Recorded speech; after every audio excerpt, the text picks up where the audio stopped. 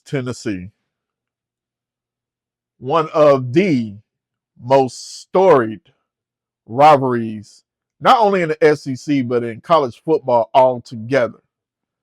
Once again, the third Saturday in October, October 18th, 2025, 7:30 p.m. on ABC.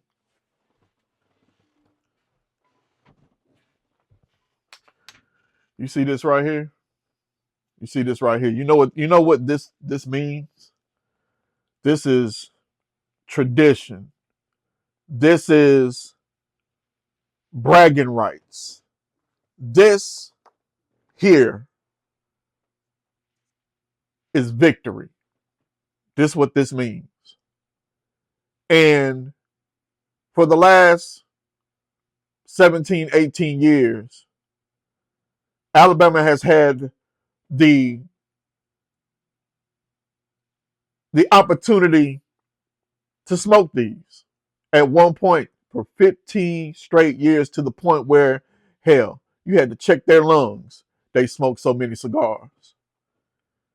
And then Heupel comes in, and in his years of being at Tennessee, he has won 2 of these contests against Alabama, with one beating the great one, Nick Saban. Everybody remembers that game. What a game it was. And then he beats Kalen DeBoer in his first season. But the one thing Heupel hasn't done is win in Tuscaloosa. The one thing that the Tennessee program as a whole hasn't done is win in Tuscaloosa, which was back in 2003. And that's the same time that we haven't beat someone else. But we'll get to that when that time comes. Can Josh Heupel and the Tennessee Volunteers go into Tuscaloosa this weekend and pull a rabbit out of the volunteer hat? We just going to have to see. But I'm going to talk about that and a whole lot more here at Just Shooting the Sports. Let's get it.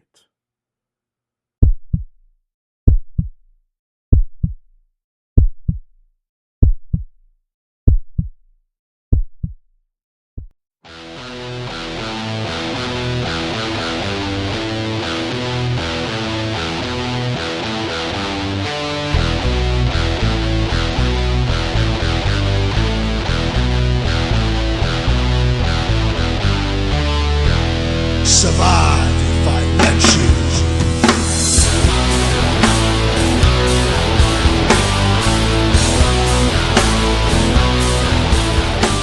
Had to make it a little dramatic, you know what I mean? Because once again, we're here, baby. Third Saturday in October. Number 6 Alabama versus number 11 Tennessee. Both offenses are coming in riding high, averaging at least 35 points per game or more. With Alabama with 38 points per game, Tennessee riding with 48 points per game. Something got to give. It got to give. This is an important game for both teams. You have Alabama who has one loss on the season to a Florida State team that we all know is not that guy.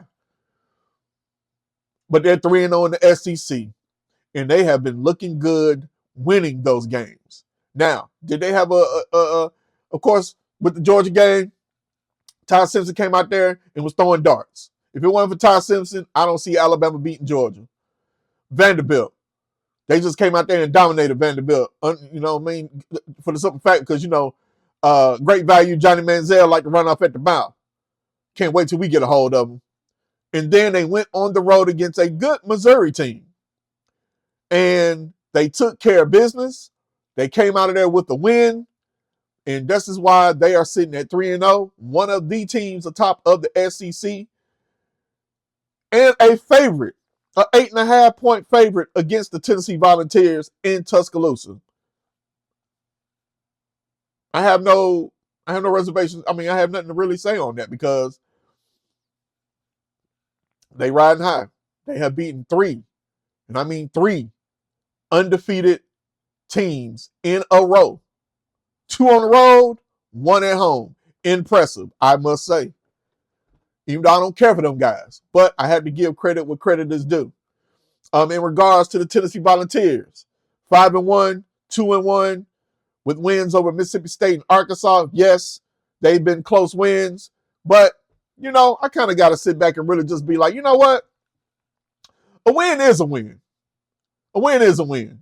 When I look at Ohio State, who was the eventual national champion last year, excuse me, they were on struggle bus a couple of games, and they lost their last game against Michigan. Now, granted, yes, it is a rivalry, but that Michigan team and that Ohio State team that somehow switched gears after that loss, there's no way they should have lost to Michigan, but they did. And what did they do? They went out and dominated every single game leading to the national title. Who's to say we can't do that? Yeah, a win is a win. Yes, we have been on a struggle bus defensively. Yes. But in past, I don't think we pulled them wins off. I think we lose to Mississippi State on the road. I think we lose to Arkansas at home. Why? Because in the past, our offense wasn't that potent to keep up with teams. But now it is.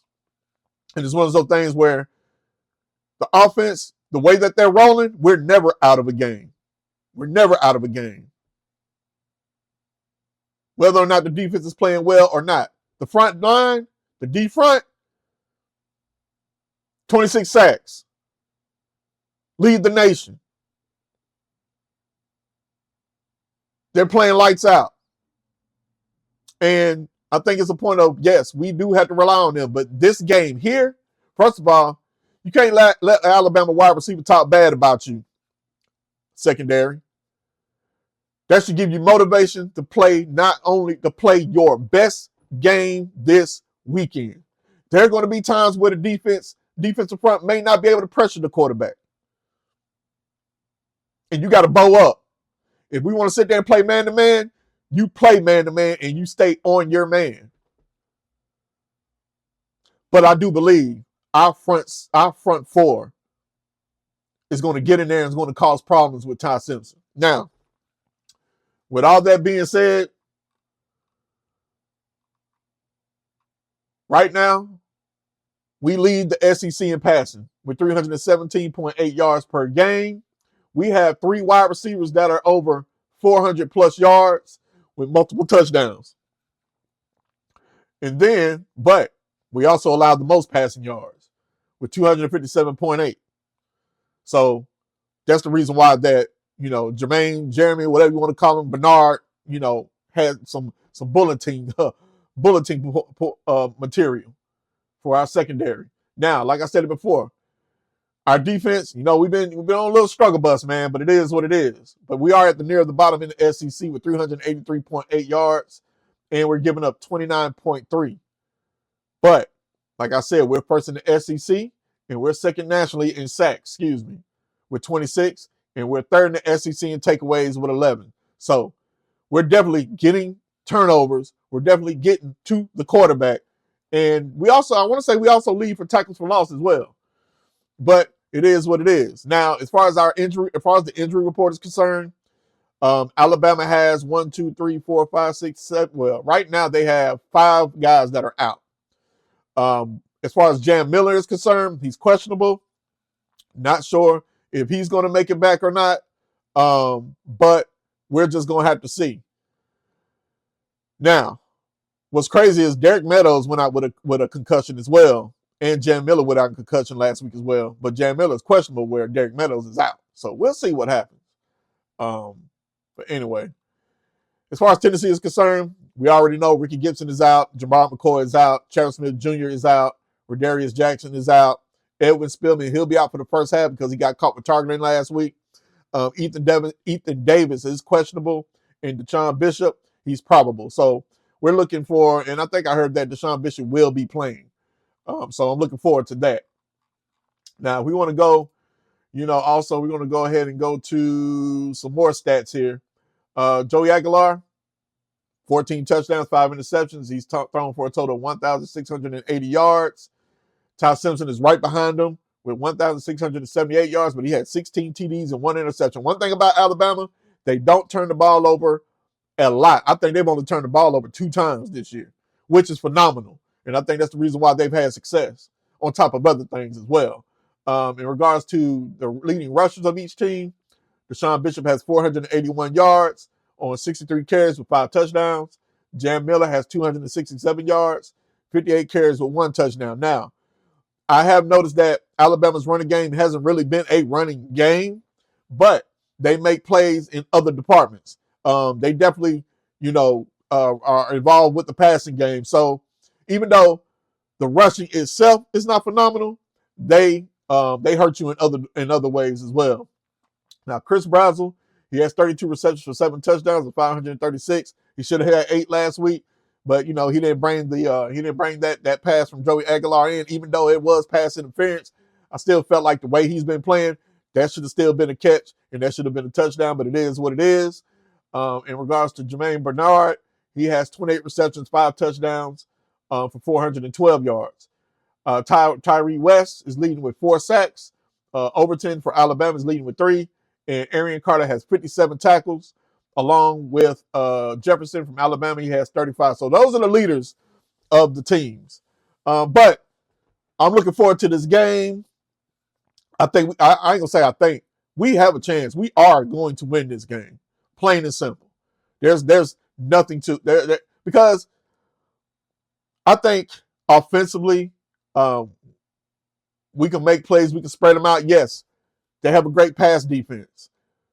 Their front, though, not too sure about that. I think our offensive line will hold up better than any other team has against this Alabama front that we're going to be going up against today.